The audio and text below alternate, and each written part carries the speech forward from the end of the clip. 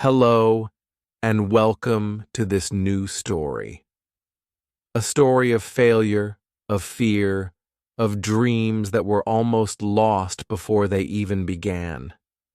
This is not a story from a movie. This is real. This is the story of a man who had nothing.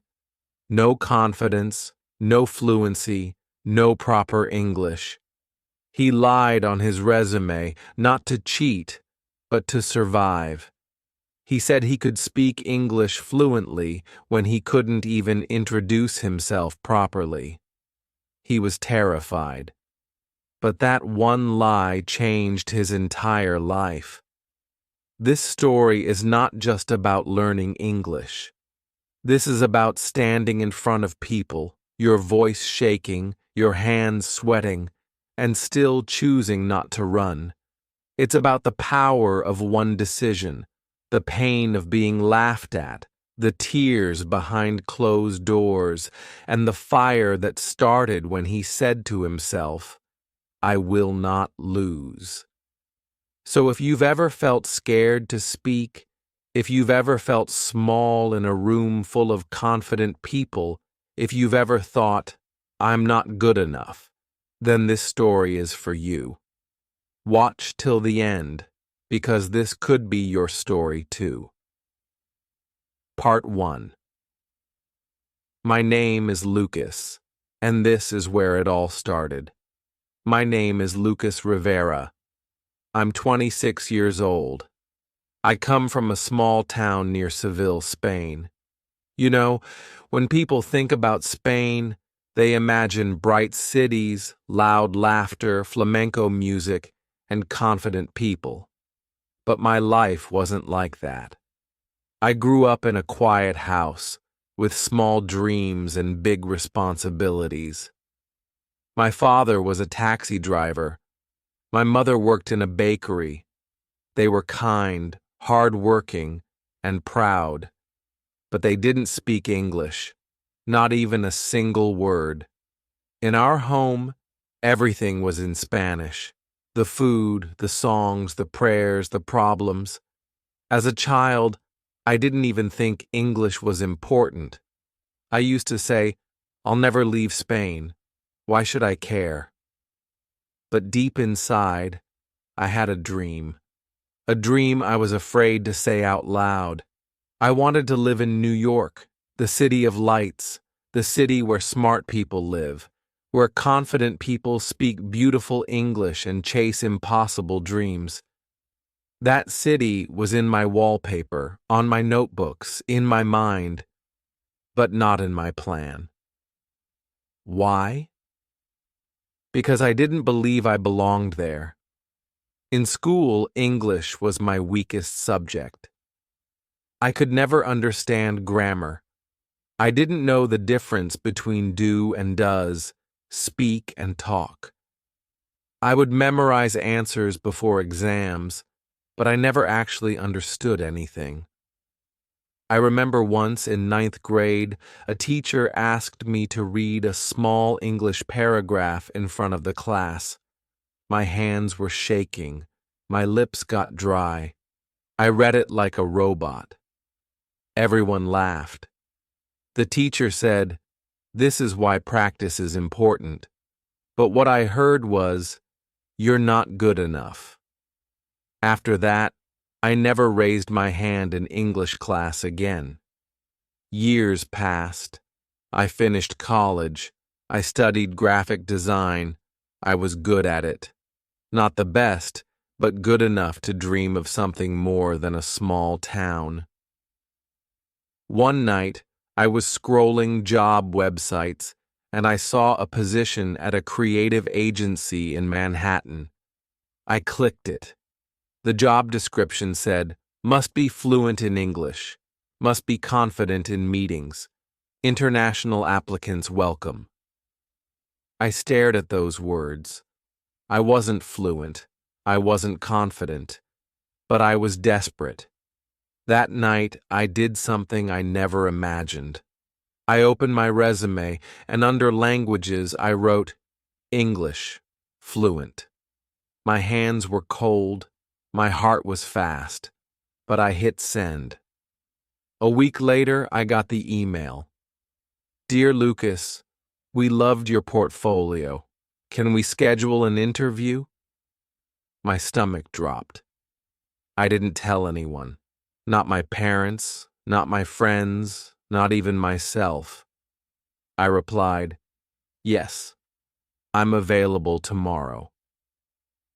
That night I searched how to speak English fluently in one day. It was stupid.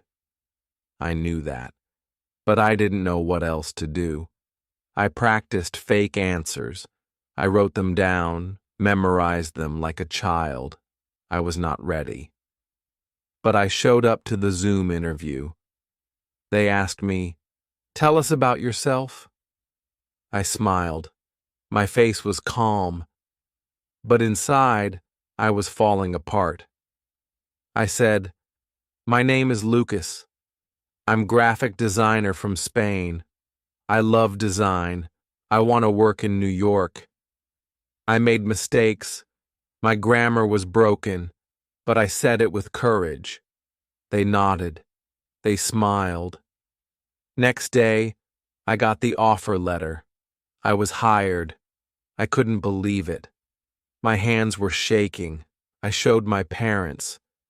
They didn't understand all of it, but they were proud. 2 weeks later, I was on a plane to New York. I had never been out of Spain before. I had never spoken full sentences in English before, but now I had to live in a new country, work in an international office, and speak English every day. That lie on my resume became my biggest truth, because now I had to survive it. Part 2. The first day the boy who lied walked into reality. The plane landed at JFK International Airport around 5:45 p.m.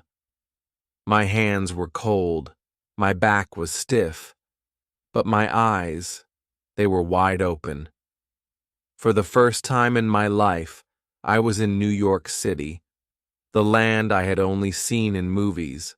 Now it was under my feet. The air smelled different. It was cold, but not in a bad way. It smelled like smoke, fast food, and something exciting, like a secret that's waiting for you to discover it. I walked out of the airport, and my heart started racing. The taxis were yellow. The roads were loud. People were walking fast, talking fast, eating fast, and yes, they were speaking English faster than my brain could understand. Everywhere I looked, I saw different people: white, black, Asian, Arab, Latino, Indian. This wasn't just one country. It was the whole world standing on one street. And me? I was a small-town boy from Seville, wearing a blue jacket I had borrowed from my cousin, holding 2 bags and one big lie. I'm fluent in English. I had booked a small Airbnb room for a week. It was in Queens. I chose the cheapest one, $38 a night. The room was small, just a bed, a window, a tiny table, and a dusty lamp. But I felt rich. I felt like a movie star in a cheap hotel. Because this wasn't about luxury, it was about freedom. I spent my first evening walking. I didn't go to Times Square. I didn't go to the Statue of Liberty. I just walked around the blocks near my stay. I watched people. I listened to conversations. I looked at store signs and menus and tried to read them silently. I was hungry, but I was too scared to order food. I didn't know how to say it. What if they asked me something? What if I didn't understand? So I went to a small grocery store. I picked up a sandwich, a packet of chips, and a can of soda. The total was $8.90. I gave $10. The man at the counter said something fast like, "You want a bag?" I froze. What did he say? I smiled nervously and said, "Sorry. English not good." He rolled his eyes. "Bag. You want bag?" This time I understood. I nodded. He threw my things in a bag and said nothing else. I walked out embarrassed. That night I sat on the bed. I ate my sandwich in silence and I thought, what am I doing here? I had my first panic attack that night. Not the dramatic movie one, just small and quiet. Tears came. I tried to hide them. From who, I don't know. Maybe from myself. I whispered to myself, "You said you're fluent. Tomorrow is your first day at work. What if they find out? What if they fire you? What will you do?" The next morning, I woke up at 6 a.m. I took a shower. I used my own towel because the Airbnb one looked old. I wore a simple white shirt, black jeans, and my only pair of office shoes. I had no winter coat, so I wrapped a scarf around my neck like armor. I took the subway for the first time. It was loud, crowded, confusing. I kept checking Google Maps every 2 minutes. I missed my first train. Then I stood on the wrong side of the platform. Then I got off at the wrong stop. Finally, I reached my office building in Manhattan. It was beautiful. Tall glass windows, a golden logo on the door, people in clean suits and powerful shoes. My heart was thumping like a drum inside my chest. I walked to the reception. The lady smiled and said something fast. I didn't catch all the words. Something like, "Hi, welcome. Name an appointment, please." I smiled. "My name Lucas. First day today." She typed something. "Ah, Lucas Rivera. Yes, you're with creative team, 12th floor." I nodded. I didn't say anything else. I didn't even say thank you because I was afraid I'd mess up. The elevator ride was long, not because of the time, but because of my thoughts. Will they know? Will they laugh? Will they understand my accent? The doors opened. A woman in a black blazer greeted me. "Hi, Lucas." "Welcome. I'm Sarah, your team lead. Come, I'll show you around." She was warm, friendly, confident. She spoke fast, but with a smile. As she walked me through the office, I tried to listen. I caught only some words. "This is the pantry. Free coffee here. That's the conference room. Our creative team sits here." I kept nodding like I understood everything, but inside, I was drowning. Then we reached my desk. It was clean, modern. There was a small welcome card with my name on it. "Lucas Rivera, welcome to NYC." My eyes watered again. Not because I was sad, but because I had made it here, somehow, with broken English, with fear in my heart. But I was here. I sat down, opened my laptop, pretended to look busy. Then came the real test. At 10:30 a.m., we had the team meeting. 6 people, all native speakers, fast, fluent, funny. They were joking, laughing, sharing ideas, throwing words like, "Let's circle back. Maybe we can pivot.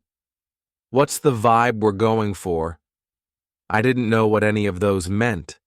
My hands were cold, my lips were dry. I said nothing.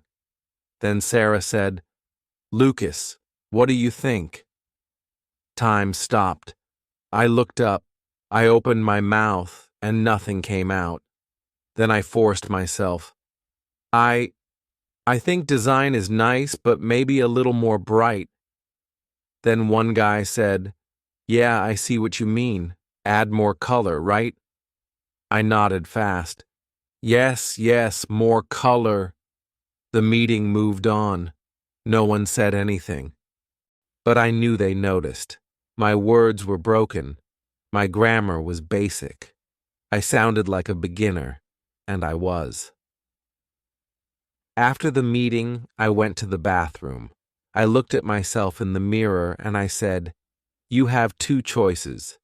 Be scared forever or become fluent. Become fearless, even if it takes time." That day, I made a decision. I would no longer be Lucas from a small town. I would become Lucas, the man who taught himself English from zero, who changed his life word by word, sentence by sentence. That night, I didn't go out. I didn't call my family. I sat in my small Airbnb room. I opened a notebook, wrote on the top, Mission English Fluency. And I wrote a plan. Wake up at 5 a.m. every day. Watch 1 hour of English videos with subtitles. Repeat what I hear. Write 5 new sentences daily. Speak in the mirror. Record myself. Don't miss a single day. No excuses. No fear. And finally, you lied once. Now earn the truth. That was the first day, and it changed everything. Part 3. From Silence to Voice, the days that changed me. I woke up the next morning at 5 a.m. It was dark outside. The room was cold. The heater in my Airbnb made a strange sound, like an old man coughing.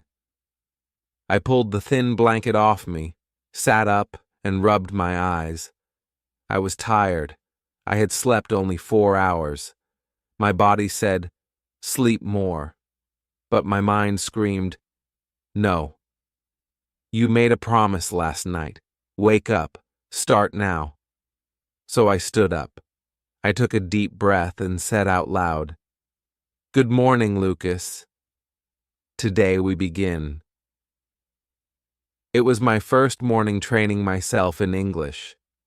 I made a cup of coffee in the small shared kitchen. The coffee was bitter, but I didn't care. I was hungry, but I didn't eat. I only had one goal: become fluent in English, whatever it takes. I opened YouTube on my phone. I searched English conversation with subtitles. I found a video of 2 friends talking in a coffee shop. One was saying, "Hey, long time no see. How have you been?" The other said, "I've been great. Just busy with work. You know how it is." I paused, rewound, played again. "Hey, long time no see." I repeated it out loud. "Hey, long time no see." Again, "Hey, long time no see." I spoke slowly, word by word. My tongue felt stiff. My mouth was not used to these sounds. It was like teaching a baby to talk. Then the second sentence, "I've been great, just busy with work." I broke it into small parts. I have been great. I've been great, busy with work. I repeated it 10 times. Each time I felt a little more confident. I had never done this before. Back in Spain, we just memorized grammar rules. Nobody taught us how to speak naturally. But now, here I was, a grown man in a foreign land, learning to speak like a child. And you know what? It felt powerful. That 1 hour practice became my morning ritual. Every day, 5 a.m. to 6 a.m., before work. no matter how cold, no matter how sleepy. I called it my power hour. After 1 week, I added a mirror practice.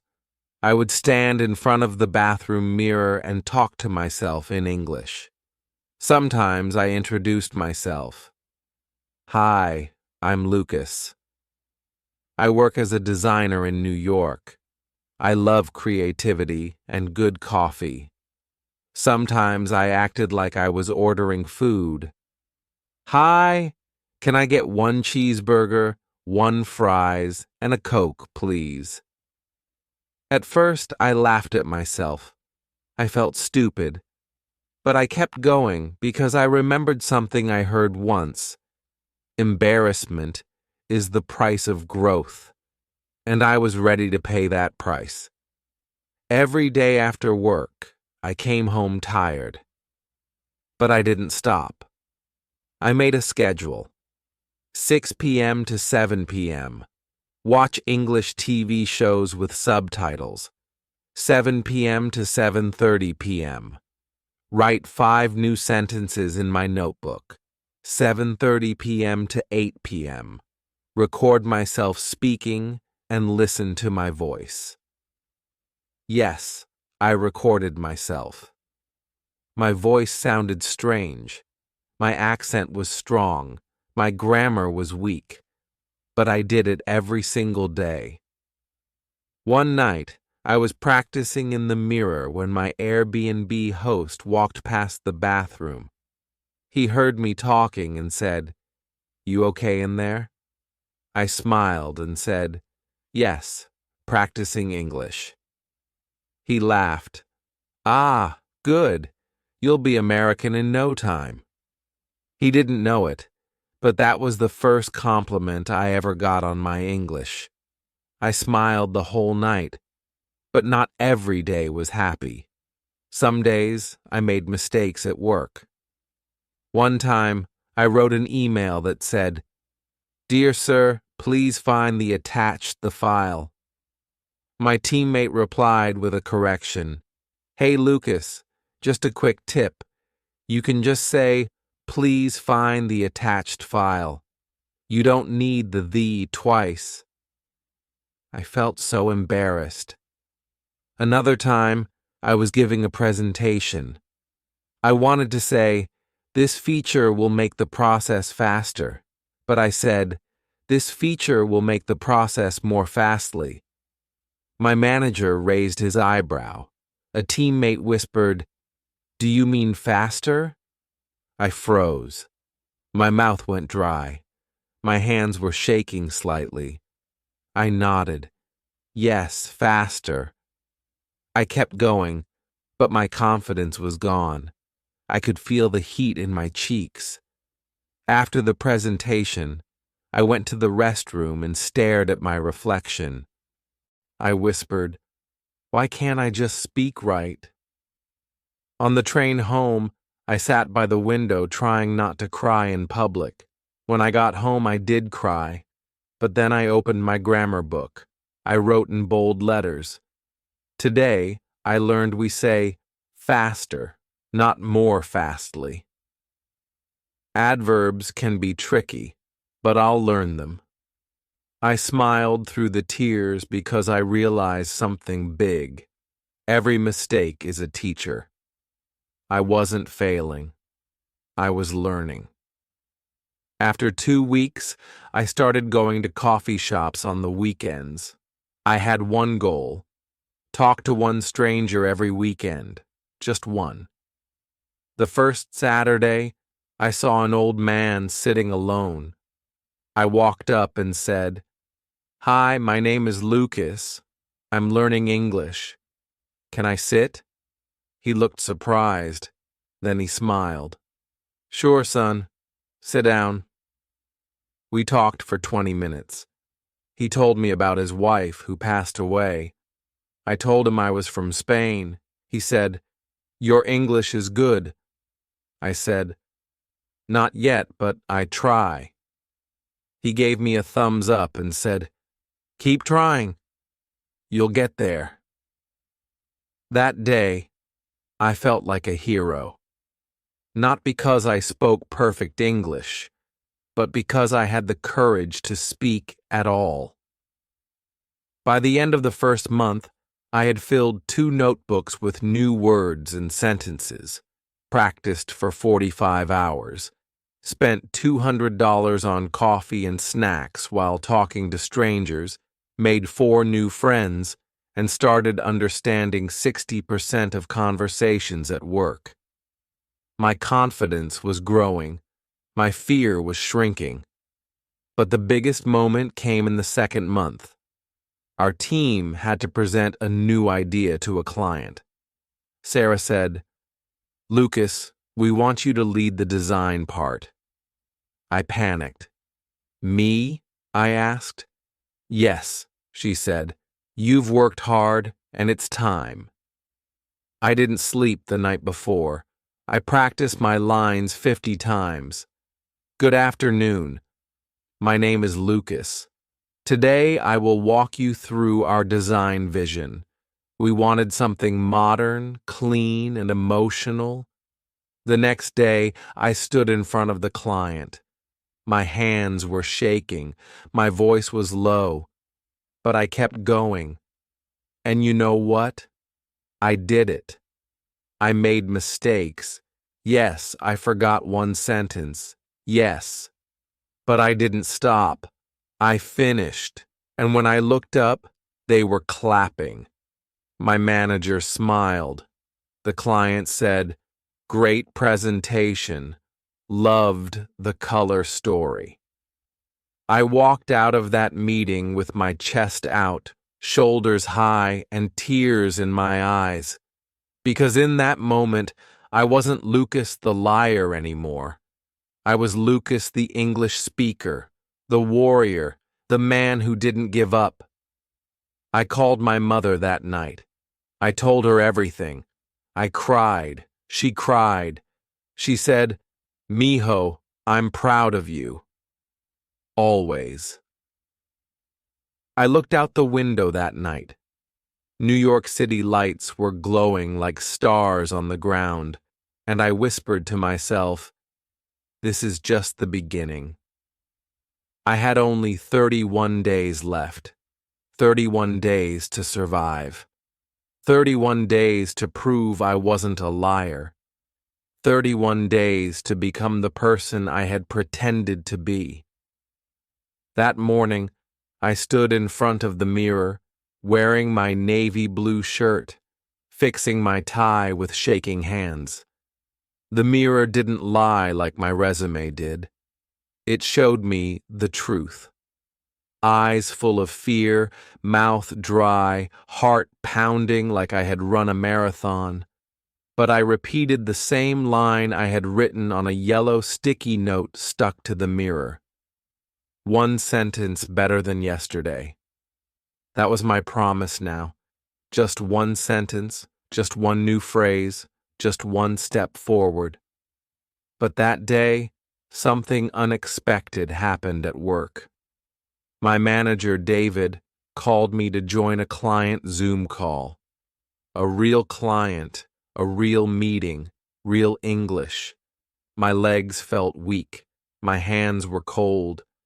My stomach twisted like I had swallowed ice cubes. I said yes, but my voice cracked. I joined the call with a fake smile and real fear. The client spoke fast. Too fast. I understood only 20% of what he said. I tried to smile, nod at the right times, and laugh when others laughed. I kept writing down every new word I heard. After the meeting, David said nothing. He just looked at me and walked away. That silence hit me harder than any insult. I knew I had failed. That night, I couldn't sleep. I lay in bed, staring at the ceiling, my headphones playing a podcast called Simple English for Beginners. The host said one line that hit my heart like lightning. Fluency is not magic. It's memory, muscle, and mindset. I sat up and repeated that line. Fluency is memory, muscle, mindset. I grabbed my notebook and wrote it down. Then, I made a new plan. I called it the survival plan. Here's what it looked like. Morning, 6 a.m. to 8 a.m. 10-minute meditation to calm my fear. Speak 10 sentences to myself while looking in the mirror. Listen to one short English story and repeat aloud line by line. Write 5 new words in my notebook with examples. Lunch break at office, 1 p.m. to 1:30 p.m. Watch a 10-minute business conversation on YouTube. Speak one English sentence to a coworker. Evening, 7 p.m. to 9 p.m. Read one page from The Alchemist in English and underline new words. Practice English writing, emails, journal, random topics. Record 5 minutes of myself talking about my day in English. Before sleeping, review vocabulary flashcards. Watch 10 minutes of a movie in English with subtitles. This routine changed everything. Day by day, I noticed small changes.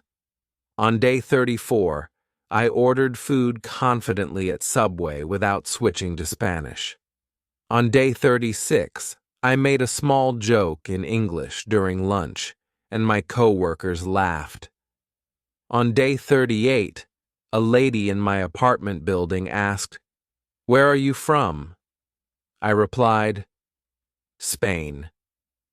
I just moved here a month ago."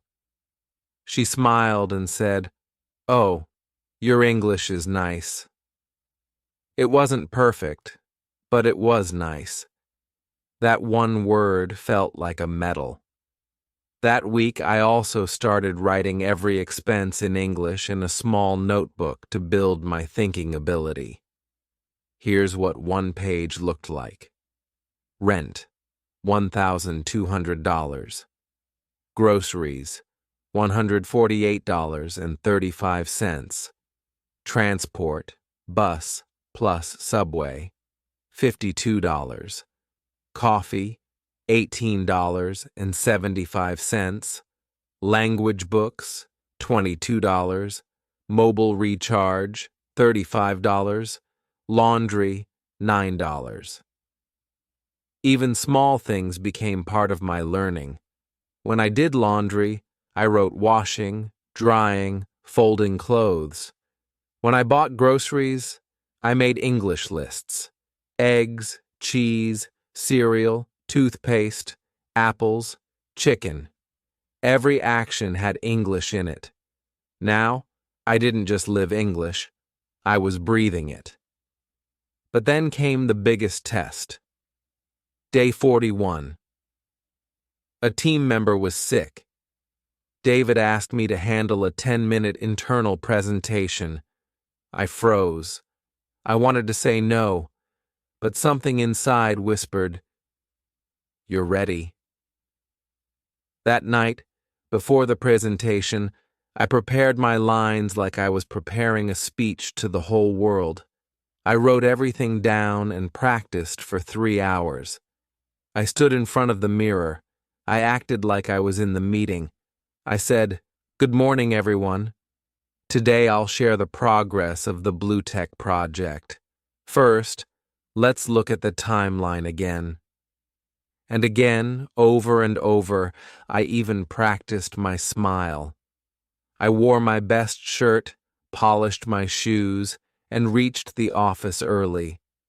When my time came, I stood. My hands were shaking, but I took a deep breath and started. I didn't read, I spoke. I forgot a few lines, but I replaced them with simple English. I smiled when I made a mistake. I added a little joke, and it worked.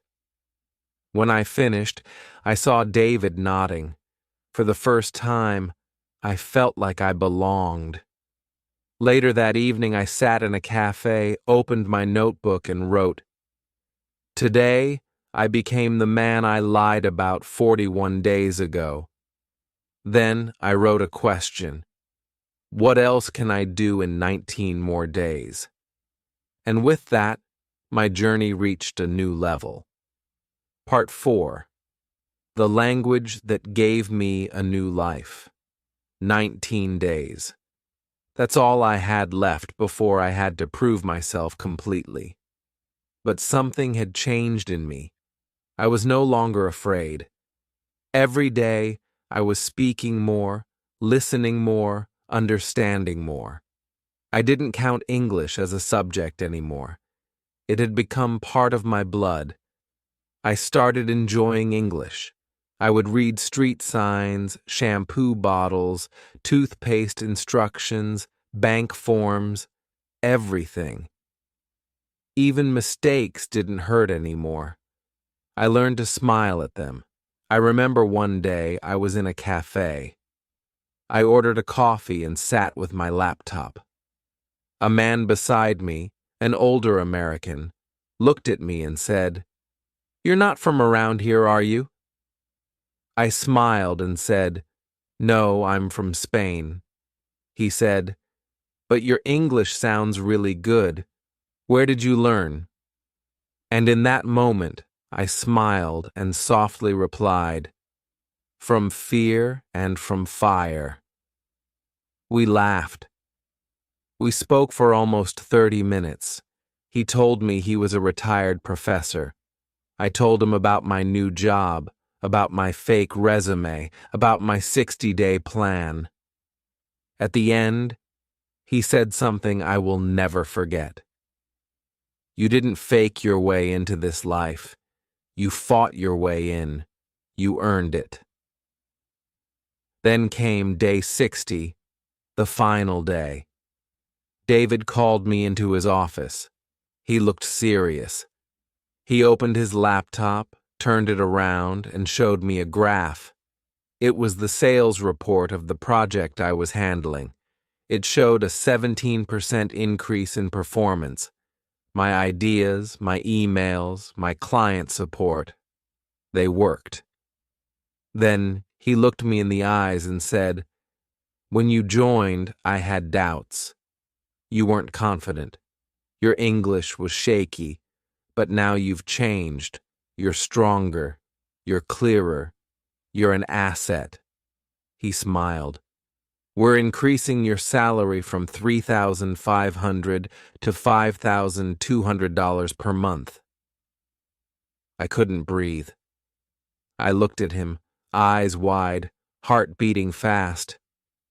I don't know what to say," I whispered. He stood, shook my hand, and said, "Just keep going. You've earned it." I stepped out of that room feeling like I was flying. That evening, I walked back to my small apartment, the same place where I once sat crying, afraid I would be fired. But this time, I wasn't crying. I was laughing. I opened my balcony window. The cool wind touched my face. The city lights below looked like dreams blinking at me. I picked up my notebook, the one that had my survival plan, and I wrote in capital letters, "English didn't just change my career, it changed my life," because it truly had. Let me tell you everything that changed. I started helping my coworkers with emails. They respected me. They listened to me. My parents, who once worried about me, now smiled with pride during video calls. My mother once said, "Your English sounds so professional." Hey-ho, son. I started dating a girl named Emily. We met in a bookstore. She said she loved my accent. I smiled and said, "I worked hard for it." We went on long walks. She spoke fast English. I listened with love. And when I told her about my 60-day journey, she said, That's the most romantic story I've ever heard, between you and English." We laughed. But more than the money, more than the promotion, more than the love, it was the confidence that changed my life. I started applying for conferences, speaking on calls, writing articles on LinkedIn. People followed me. They asked me, "How did you learn English so fast?" I always replied, "I didn't learn it fast. I learned it deeply, with emotion, with failure, with tears, with daily practice, with heart." And do you know what I realized? That English is not just a language, it's a bridge. It connects poor to rich. It connects small towns to big cities. It connects dreams to reality. Because the world listens in English, and when you don't know English, the world becomes silent. You feel invisible. You feel ignored. You feel stuck. But the moment you speak, even with broken grammar, even with fear, the world turns and looks at you. Because now you are part of the conversation. Now you belong. People asked me, "Why should I learn English? What's the use?" I always said, "Do you want a better job? Learn English. Do you want to study abroad? Learn English. Do you want to speak to people from other countries? Learn English. Do you want to grow your business? Learn English. Do you want to be confident in interviews, meetings, dates, travel? Learn English. Do you want freedom in life? Learn English. Because English is not just a language, it's a tool, it's a weapon, it's a superpower. It makes your brain sharper, your world bigger, your voice stronger. Now it's been 2 years. I've moved to a bigger apartment. My salary is $8,000 per month now. I lead a team of 12 people. I help other immigrants like me, and I teach them the same thing I learned. Start with one sentence, one word, one smile, one mistake every single day. You don't have to be perfect. You just have to be better than yesterday. My 60-day English journey. A daily learning plan for anyone who wants to speak English confidently like me.